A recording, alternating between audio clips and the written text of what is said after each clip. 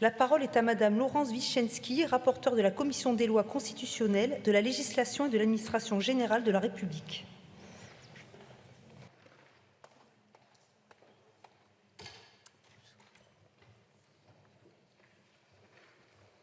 Merci. Madame la Présidente, Monsieur le Ministre, Madame la Vice-présidente de la Commission des lois, Monsieur le rapporteur et chers collègues, nous sommes heureux, Philippe Gosselin et moi-même, de présenter aujourd'hui la proposition de loi relative au régime juridique des actions de groupe. Heureux de ce travail transpartisan conduit depuis des années dans la plus parfaite harmonie. Il s'agit d'un texte de procédure en apparence technique, mais il s'agit surtout d'un texte de liberté publique qui renforce l'accès aux juges. La France avait pris beaucoup de retard en matière d'action de groupe, comme l'a mis en évidence le rapport pour avis de la Commission des Affaires européennes. Nous allons aujourd'hui, je l'espère, y remédier. La Commission des lois a adopté ce texte le 15 février dernier à l'unanimité. Je forme le vœu qu'il en soit de même aujourd'hui. Nous remercions Madame la Présidente de l'Assemblée nationale qui a tenu à ce que ce texte soit inscrit à l'ordre du jour de nos travaux dans le cadre des semaines réservées au Parlement. Car cette proposition de loi est le fruit d'un travail transpartisan qui s'est étalé sur plusieurs années. Elle fait suite aux recommandations de la mission d'information qui avait été créée au cours de la législature précédente sur le bilan et les perspectives des actions de groupe.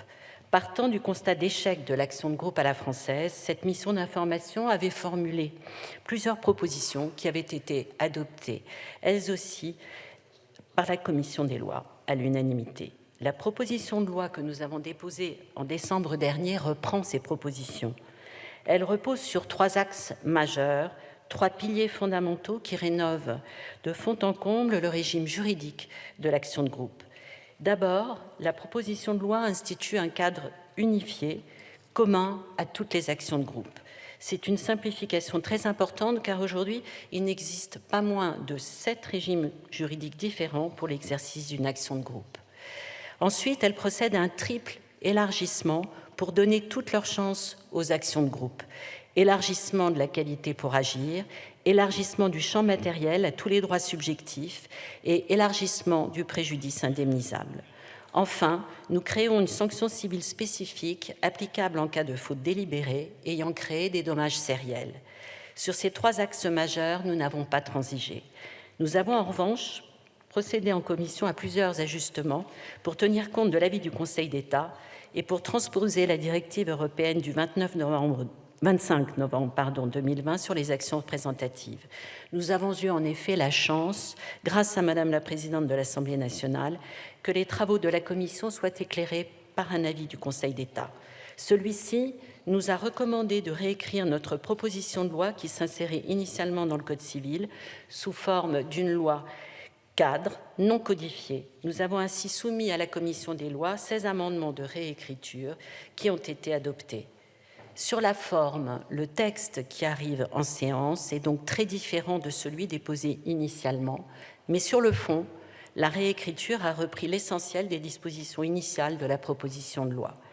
Nous y avons ajouté quelques aspects relatifs à la transposition de la directive et nous avons renforcé, Monsieur le Ministre, certaines conditions sur la qualité pour agir et sur la recevabilité de l'action.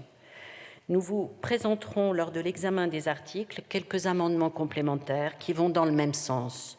Leur but est de renforcer juridiquement le texte sans revenir sur ses options fondamentales. Nous complétons également à la marge la transposition de la directive en veillant à ne pas complexifier le régime juridique de l'action de groupe. Ce travail a été mené en collaboration avec Madame la ministre Olivia Grégoire, que nous remercions pour sa disponibilité et son soutien précieux. Certes, il subsiste quelques divergences, quelques points de désaccord. Le gouvernement présente de nombreux amendements. Nous ne serons pas favorables à tous. Le débat aura lieu et sera riche, mais cela ne doit pas occulter le fait que nous sommes d'accord sur l'essentiel.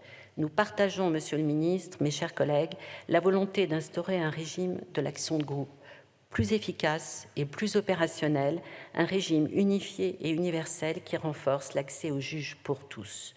Je vous remercie, mais je souhaite d'ores et déjà souligner à ce stade le travail remarquable de nos deux administrateurs, Raphaël Gégou et Ludovic Pinto, comme l'implication depuis l'origine de mon collaborateur Gilles Lacon.